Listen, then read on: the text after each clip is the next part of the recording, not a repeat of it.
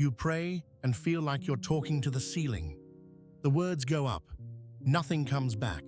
Years of this. The modern world gives us therapy, journaling, meditation apps that promise peace in 10 minutes a day, mindfulness techniques, breathing exercises, all good things. They help us process our thoughts and calm our minds. They give us tools for self-regulation and emotional management. But none of them promise what you actually want when you pray. To be heard.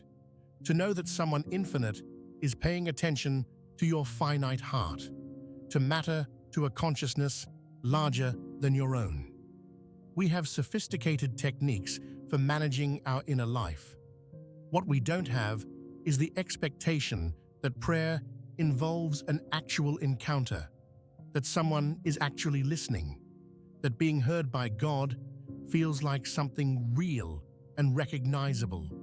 The Psalms knew this hunger intimately. I waited patiently for the Lord. He inclined to me and heard my cry. He drew me up from the pit of destruction, out of the miry bog, and set my feet upon a rock, making my steps secure. Psalm 40, verses 1 and 2. Notice the precise sequence here. Waiting, then inclining, then hearing, then rescue. The psalmist describes a God who bends down to listen, who positions himself to catch every word, who responds not just to the content, but to the cry itself. Teresa of Avila spent 20 years feeling exactly like you do. Dry prayer, distracted thoughts, the persistent sense that her words were hitting a wall and bouncing back empty. She was born Teresa de Cepeda y Ahumada in 1515, the daughter of a wealthy merchant in Avila, Spain. Her father was devout and careful with money. Her mother brought chivalric romances that filled young Teresa's head with stories of heroic love. At 20, she entered the Carmelite convent of the Incarnation, drawn by stories of the saints but unprepared for the reality of religious life. For 2 decades, her prayer felt like work, dutiful, empty, necessary but unrewarding. She called this period her lukewarmness and nearly gave up contemplative prayer altogether. She struggled with chronic illness that left her paralyzed for months, worldly friendships that distracted her from spiritual focus, and what she called the terrible habit of lukewarm prayer. She felt spiritually mediocre and feared she was wasting her life in a calling she couldn't fulfill. The convent life felt like play acting at holiness, while her heart remained cold. Then, at age 40, something shifted. She began to experience what she called the prayer of quiet. Not emotional highs, not mystical visions. Something simpler and more startling. The clear, unmistakable sense that God was paying attention. Really paying attention. In the interior castle, she writes, "The soul is fully awake as regards God, but wholly asleep as regards things of this world. During the short time the union lasts, she is, as it were, deprived of every feeling, and even if she would, she could not think of any single thing." This wasn't about getting answers to her petitions. It was about being held in divine attention. She describes it like a child falling asleep in her father's arms, completely known, completely safe, completely heard without having to explain herself.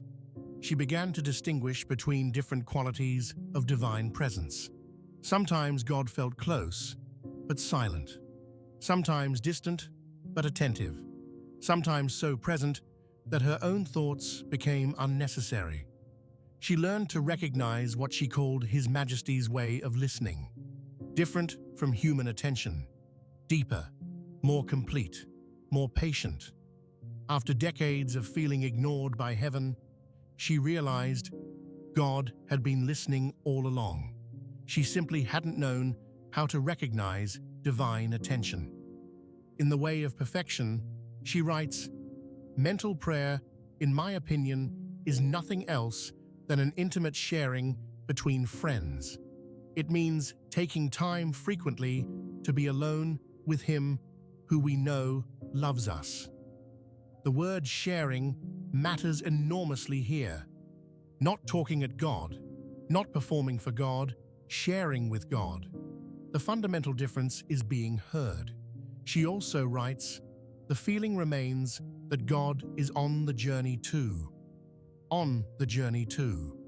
Not watching from a distance, not waiting at the destination. Traveling alongside, listening to every step.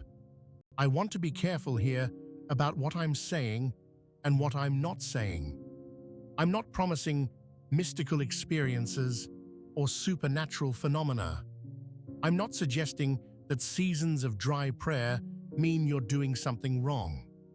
Teresa herself taught that God gives different gifts to different souls at different times, and that dryness often precedes deeper intimacy. She insisted that some souls are called to serve God primarily through action rather than contemplation. What I am saying is that 2,000 years of the wisest Christian writers describe prayer as fundamentally an encounter, a meeting between two conscious beings, not a monologue delivered to an empty room. They expected to be heard, and they developed the spiritual sensitivity to recognize when they were being attended to. This recognition became the foundation of their entire spiritual lives. This isn't about getting your requests answered. It's about the profound human need to be known by someone infinite, to matter to God not just in theory, but in lived experience, to discover that divine attention feels different from human attention, more patient, more complete, more healing. Teresa and the other saints learned to rest in this attention even when they received no answers, no solutions, no relief from their circumstances. Being heard by God was enough. This is what they mean when they speak of the peace that passes understanding. Not the absence of trouble, but the presence of someone who hears every word. The saints developed what we might call spiritual hearing, the capacity to recognize divine attention when it comes, to know the difference between being ignored and being listened to by an infinite mind that processes everything differently than we do. Maybe the problem isn't that God isn't listening. Maybe the problem is that we've forgotten how to recognize divine attention. God's hearing feels like coming home.